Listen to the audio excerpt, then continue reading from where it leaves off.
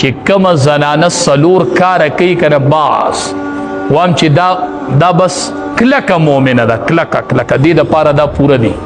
اول نمبر چې زنانه د فرض منځ اهتمام کوي، د فرض منځ اهتمام کوي، دا ضروری خبره ده. فرض منځ کې د چا سرم زنانه و سمجوته مه کوئ، مه د خاون مه د بچو. فرض منځ د خاون د حق نه مخکې دی او د بچو د حق نه مخکې. چې ړومبې زنانه و تلې ته ودرې نو ړومبې تپوس په درنه د فرض منځ کې بیا دې خاون نشي خلاصولی، بیا دې رشته دار نشي خلاصولی.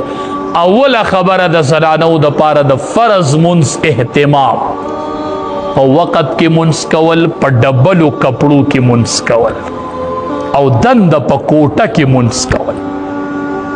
چې مانځه ته سړی په غولي کې ودرېږي او هلته به سالن پخې ځان ته به یې سالن کټوی مې خوا ته ورته مسله ور واچوي، زه دا غوښه به ورته خوړي نه شي، زه به ورته مونځ وکړم. په مانځه کې به کې کوکر سی کوي، دا مونځ دی؟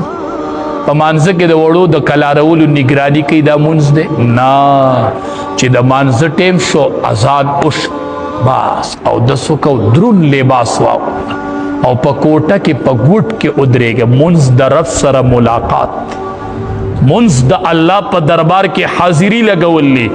وای دا هغه مونځ دی چې د ټولو نه ړومبې به زمانه د دې فرض مونځ تپوس په میدان محشر کې. اولنۍ خبره. دویمه خبره د زنانه دپاره ضروري خبره هغه د پردې اهتمام دی چې دې زنانه کې پردې غټ اهتمام کوي.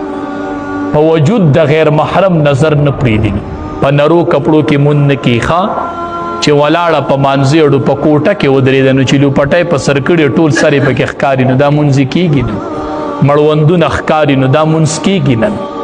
نو درون لباس او د خپل پردې د وجود اهتمام کول دا د خاون په حقونو کې راځي. ښه زنانه به د خپل وجود د پردې خیال ساتي، دا پې د خاون حق دی. حق دا د خاون حق ضایع کوي چې دا د پردې اهتمام نه کوي. یو د فرض منځ اهتمام کول او بل د خپل وجود پرده او ستر د دې خیال ساتل. دریم د خاون رضا اغستل، خاون رضا کول. خاون رضا کول د خاون د رضایي چې خیال ساتي. دا زنانه نه د خبر نه اما ته وایي زه د شپې تهجد کوم، زم اول د خاون نه تپوس وکړه چې د تهجد کومه ته خوشحاله یې؟ که ته نه یې خوشحاله نو چې د تهجدو په ټیم زه تاله د خپو چاپي کوم نو څنګه وایي؟ نو که خاون وایي چې تهجد مه کوه او ماله چاپي کوه نو دله چاپي شروع کړه. تهجدو په ټیم کې دله خپې مالش کړه، د تهجدو په ټیم کې دله خپې مالش کړه.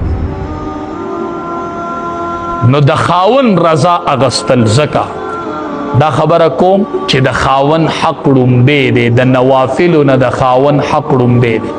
دا د فقه مسله ده چې زنانه نفلي روژه نیسي او خاون یې په کور کې اول به د خاون نه اجازت غواړي.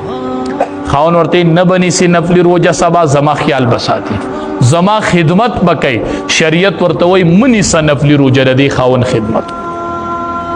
دا خبره ښه په دلیل کوم، په دلیل په دې بنیاد کومه چې د ښځې نه به د ټولو نه ړومبې په میدان محشر کې تپوس کېږي عن صلاتها، د فرض منځ تپوس په د ټولو نه ړومبې، د زنانه نه د ټولو نه ړومبې به د فرض منځ تپوس کېږي. چې څنګه د فرض منځ نه فارغه شي بیا تپوس د نوافلو نشته، بیا تپوس د نفلي روجو نشته، بیا تپوس د تهجد نشته. دویم تپوس ډایرک د خاون د حق دی. اول فرض منځ دی بیا د خاون حق دی. نو د خاون حق په نوافلو مقدم دی، په تهجدو مقدم دی، په نفلي روجو باندې د خاون حق مخکې، د خاون رضا به علي. دویم تپوس پتا نه د خاون د رضا کی. زنوام نبی علیہ السلام فرمائی ایما امرأت ماتت وزوجها عنها راض دخلت الجنہ. نبی علیہ السلام فرمائی چې کومه ښځه وفات شوله او د دې سره یو سرټیفیکیټ و چې وزوجها عنها راض، خاوند ترې نه رضا و، خزه وفات شولا او خاوند ته ناراضو بعضې خزه وفات شي خلق د ډیرو تهجد ذکر کوي ډیره تهجد گزاره وه ډیر نوافلي وو ډیرې صدقې ورکولې خو خلق وایي خاوند ته نه خپه د دې معامله ګرانه د دې معامله ګرانه ده چې خاوند ته نه خپه د دې معامله ګرانه پرېوځي د دې معامله ګرانه ده ښځه وفات شوله وزوجها عنها راض نفلي منځونو ذکر نو د تهجد نو نفلي روجې نه وې خو یوه خبره چلېده چې خاوند ته نه ډېر رضا د خاوند د رضا خیال یې ساتلی نبی کریم صلی الله علیه وسلم فرمای دخلت الجنه دا ښځه جنت ته لاړه چې دې پسې وروسته د خاوند رضا چلېده مونږ د نفل اورو د تهجد اورو د نفلي روجو اورو خدا نورو چې ښځه وفات شي او وروسته پسې د خاوند رضا چلی ایما امرأة ماتت وزوجها عنها راض چې خاوند ته نه رضا دخلت الجنه